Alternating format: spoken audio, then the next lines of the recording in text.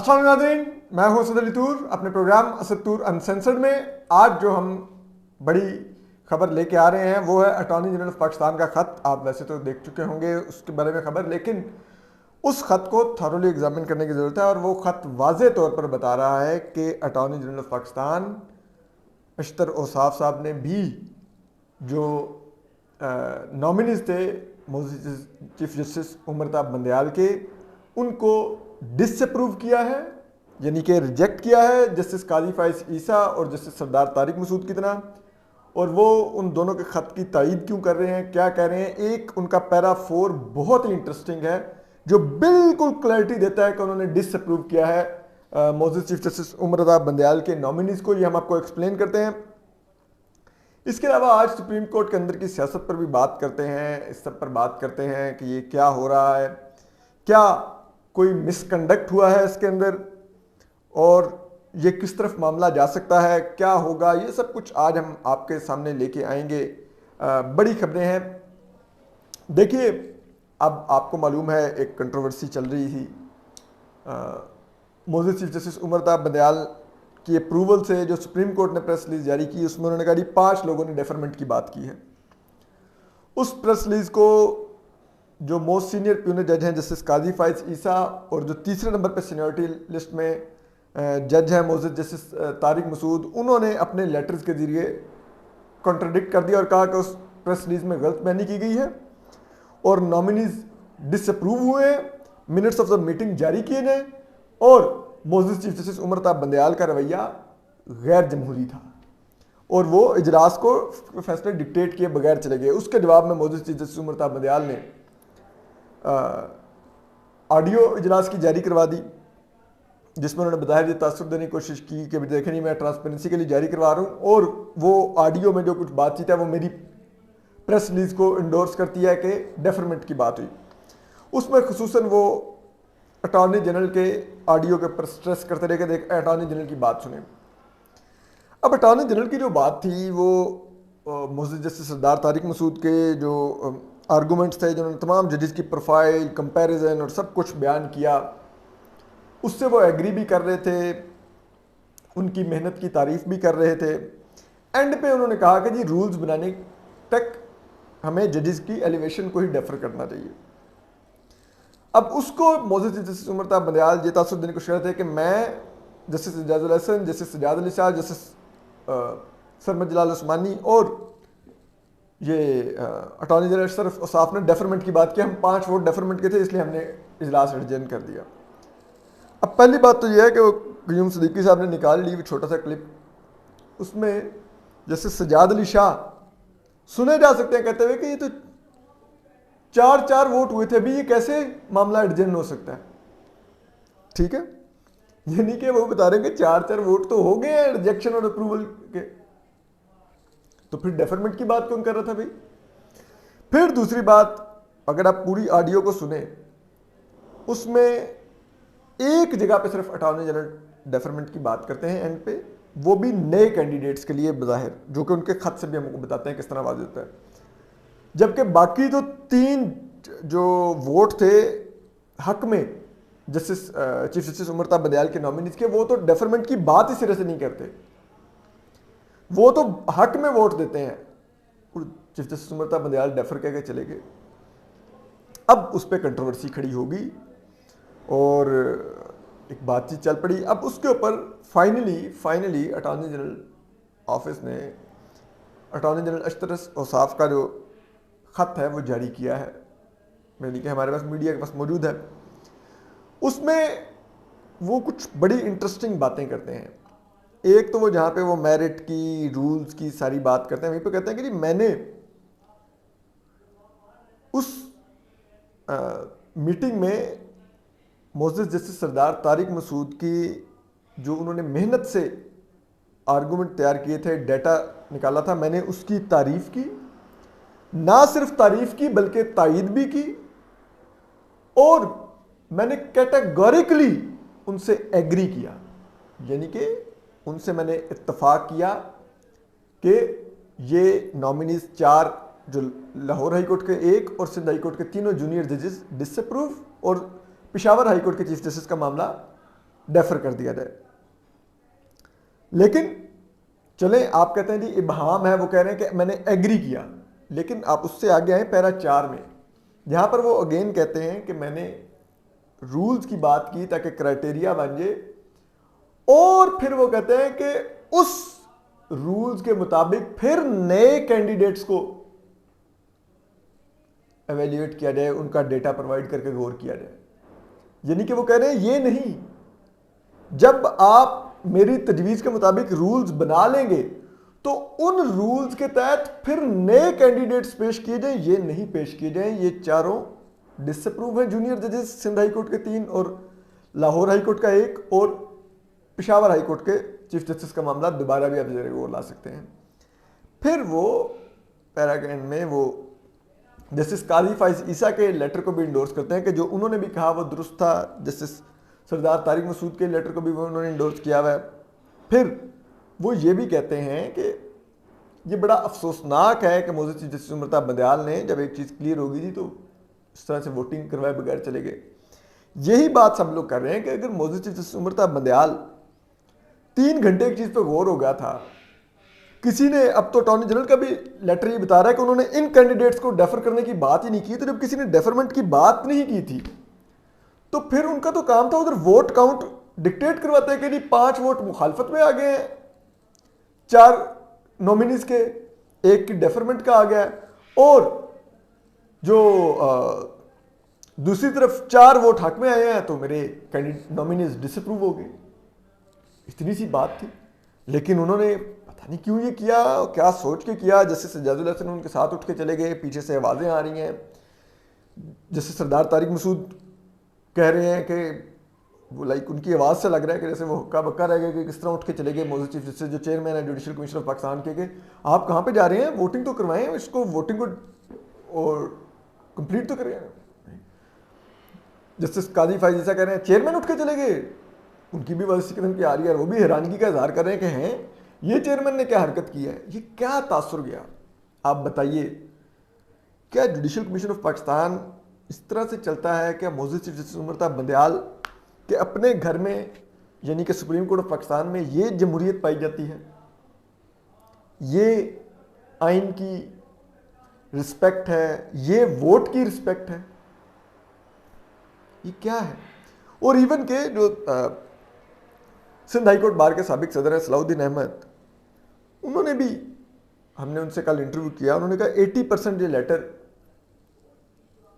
Endorse करता है justice सरदार तारिक और जस्टिस काजी फाइज ईसा के लेटर्स को, जो उन्होंने जो क्रोनोलॉजी ऑफ इवेंट्स और हकायक बयान किए, ये 80% उसको इंडोर्स करता है। जो ऑडियो आपने जारी किया 2 घंटे 25 मिनट की, और वो कहते हैं कि इस ऑडियो से क्लियर होता है कि अगर हम उस प्रेस रिलीज की बात मान भी लें कि अटॉर्नी जनरल क्या नाम है डेफरमेंट की बात की, तो उन्होंने कहा इसके बावजूद ये जजेस डिसअप्रूव हुए हैं। किस तरह से? वो कहते हैं जी 4 वोट इनकी डिसअप्रूवल के थे, 3 वोट इनकी अप्रूवल के थे और 2 डेफरमेंट के थे 9 वोटों में से। और इस तरह वो कहते हैं कि 4 वोटों की अक्सरियत बदस्तूर उनको डिसअप्रूव कर रही है, 3 उनकी हिमायत में, 2 डेफरमेंट की बात कर रहे हैं, तो 2 वोटों की अक्सरियत की बुनियाद पर डेफरमेंट तो हो ही नहीं सकती, 3 वोटों की बुनियाद पे अप्रूवल नहीं हो सकती। हाँ, 4 वोट क्लियर हैं, वो डिसअप्रूवल की बात कर रहे हैं, तो ये डिसअप्रूव्ड है। अब बात यह है कि मौजूद जस्टिस उमरता बंदयाल को चाहिए वैसे तो कि वो इस पर मौजूद जस्टिस मुनीब अख्तर को बुलाएं, क्योंकि उन्होंने जस्टिस काजी फाइज ईसा की जब वो उनके खिलाफ वो FBI की रिपोर्ट और रेफरेंस का मामला सुप्रीम कोर्ट के 6 जनों ने अक्सरियत से उठा के बाहर फेंक दिया था, और अब जो वो रेफरेंस दायर करने वाले इमरान खान है वो भी कहते हैं कि मैंने झूठा रेफरेंस दायर किया। तो उस वक्त जस्टिस मुनीब अख्तर ने जो नोट लिखा था ना, उसमें उन्होंने बड़ा कैलकुलेटर का इस्तेमाल करके लिखा था, 4 जज ये कह रहे हैं, 1 ये कह रहा है, 1 ये कह रहा है, ये अक्सरियत नहीं बन सकती, फलान नहीं बन सकती। और उस पर मौजूद चीफ जस्टिस उमरता बंदयाल के माशाल्लाह से दस्तखत भी हैं उस नोट के ऊपर, ठीक है, कि वो जो गिनतियां की गई हैं उससे एग्री कर रहे हैं जस्टिस मुनीब अख्तर की, ठीक है, जिस पर सब भक्का बक्का था कि जस्टिस मुनीब अख्तर ने किस किस्म का नोट लिखा है। लेकिन चले, अब लिखा था मौजूद चीफ जस्टिस उमरता बंदयाल को चाहिए कि मौजूद जस्टिस मुनीब अख्तर को बुलाएं और उनको कहें कि अब ये वोट काउंट करें आप, कि कितने वोट हक में जा रहे हैं, कितने मुखालफत में जा रहे हैं, कितने डेफरमेंट में जा रहे हैं, क्योंकि अब उन्होंने अपनी एक्सपर्टी तो दिखा दी है ना वोट काउंट करने में। वो माशाल्लाह अपने सीनियर जजेस के वोट काउंट करते हैं, ठीक है, अक्सरीती फैसले के वोट काउंट करते हैं कि जी अक्सरीती फैसले में ये बनता है कि नहीं बनता। तो फिर यहाँ पे भी वो फिर बता दें कि कितनी अक्सरियत है कितनी नहीं। वैसे तो आप माजरत के साथ अगर वो नोट पढ़ें जो जस्टिस काजी फ़ाइज़ ईसा के फैसले से इख्तलाफी नोट है, तो मेरे ख्याल में वो लॉ स्कूल्स में और कॉलेजेस में और यूनिवर्सिटी में वो नोट पढ़ाया जाएगा कि ये लीगल प्रैक्टिस में इसका वजूद नहीं है, तो आप इसको कभी फॉलो मत कीजिएगा इस प्रैक्टिस को, माजरत के साथ। अदरवाइज हम बहुत रिस्पेक्ट करते हैं जैसे मुनीब अख्तर की, बड़े काबिल जज हैं। तो अब जब ये सब कुछ हो चुका है, आप ये सोचिए कि सुप्रीम कोर्ट की क्या साख बची। अब अगर इस बुनियाद पर कोई मामला जाता है मिसकंडक्ट की तरफ, अगर कोई रेफरेंस दायर हो जाता है, तो आपको पता है सुप्रीम जुडिशल कमीशन की क्या, सुप्रीम जुडिशल काउंसिल की जो जजेस को हटाने का आईनी फोरम है, उसकी कंपोजिशन क्या है। उसके चेयरमैन है चीफ जस्टिस उमर अता बंदयाल, उसके दूसरे मेंबर हैं प्यूने जज मोस्ट सीनियर जो हैं जस्टिस काजी फ़ाइज़ ईसा, तीसरे नंबर पे हैं उस बेंच के रुकन जस्टिस सरदार तारिक मसूद, क्योंकि 3 सुप्रीम कोर्ट के मोस्ट सीनियर जज होते हैं और 2 हाई कोर्ट्स के मोस्ट सीनियर जजेस होते हैं। तो सिंध हाई कोर्ट के justice Ahmed Ali Shaikh most senior high court chief justice हैं, वो उसके मेंबर हैं। दूसरे नंबर पर इस्लामाबाद हाई कोर्ट के chief justice Athar Minallah most senior member हैं, वो उसके मेंबर हैं। यानी कि मौजूद चीफ जस्टिस उमर अता बंदयाल को अंदाज़ा होना चाहिए कि वहाँ पर भी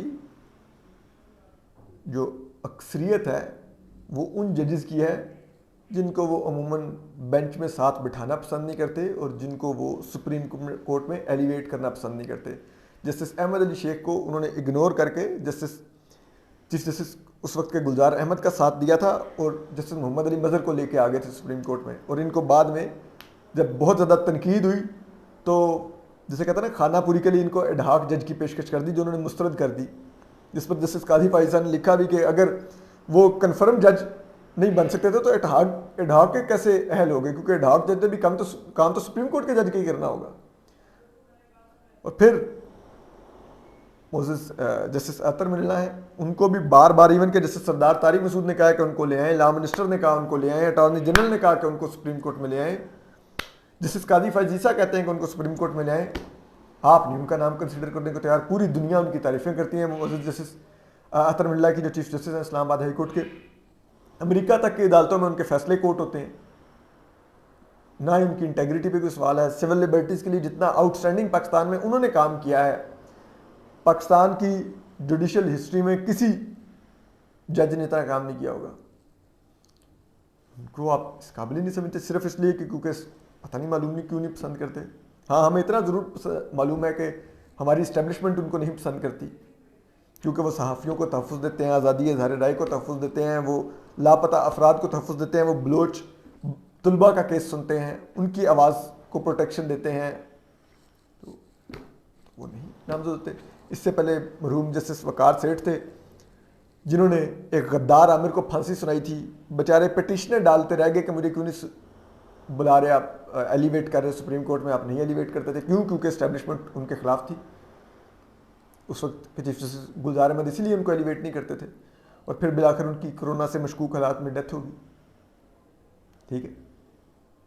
हाँ, लेकिन जिस जज मौजूद जस्टिस मुज़ाहिर अली अकबर नकवी ने मुशर्रफ की को फांसी देने वाली अदालत को ही उड़ा कर रख दिया और मुशर्रफ को माजरत के साथ बचा दिया, और जिसकी अपील आज तक सुप्रीम कोर्ट में पेंडिंग है, लगानी पसंद नहीं की गई, वो जज आप लाहौर हाई कोर्ट से एलिवेट करके ले आए सुप्रीम कोर्ट।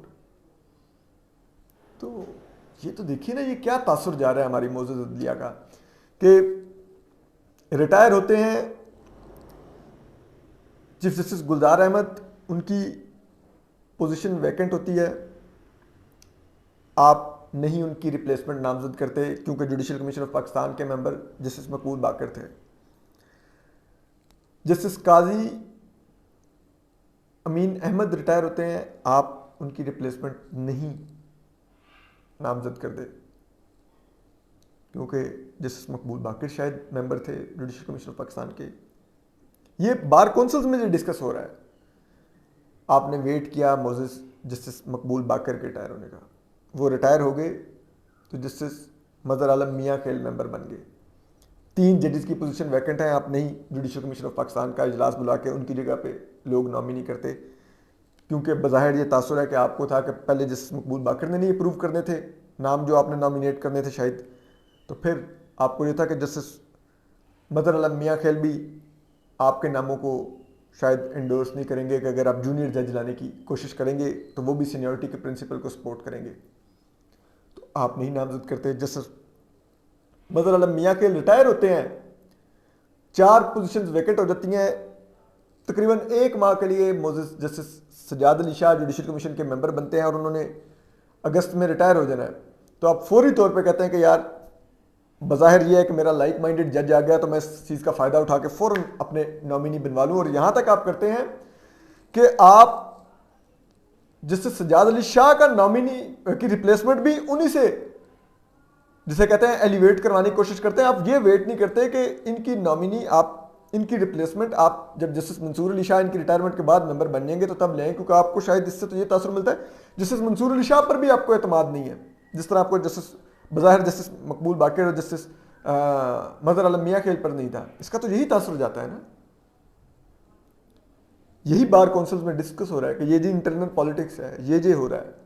तो जब ये तासुर हो जाए, ये जमहूरियत हो, इस तरह से जुडिशल मामलात अगर चल रहे हैं तो ये तो बहुत ही तशवीशनाक है, और ये पाकिस्तान की अदलिया के लिए इतना डिजास्टर्स है कि क्या बचता है इसके बाद।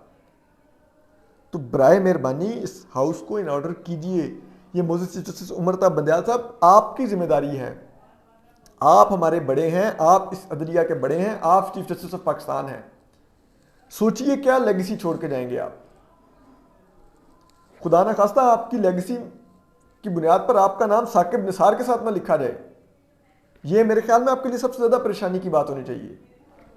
आज भी अच्छा काम कीजिए, आप कहते हैं मैं अपने काम को इबादत समझ के करता हूं, तो फिर लीजिए बलोच तलबा के मामलों का नोटिस लीजिए, जो पाकिस्तान में महरूम तबके हैं जो लापता हुए हैं उनका नोटिस, हमें भी पता चले आप इबादत कर रहे हैं इतने बड़े ओहदे पर बैठ के। बुलाइए पाकिस्तान के वज़ीर आज़म शहबाज शरीफ को अदालत में, आर्मी चीफ जनरल कमर बाजवा को अदालत में, DGI से लेफ्टिनेंट जनरल नदीम अहमद अंजुम को अदालत में, DGIB को अदालत में, DGMI को अदालत में,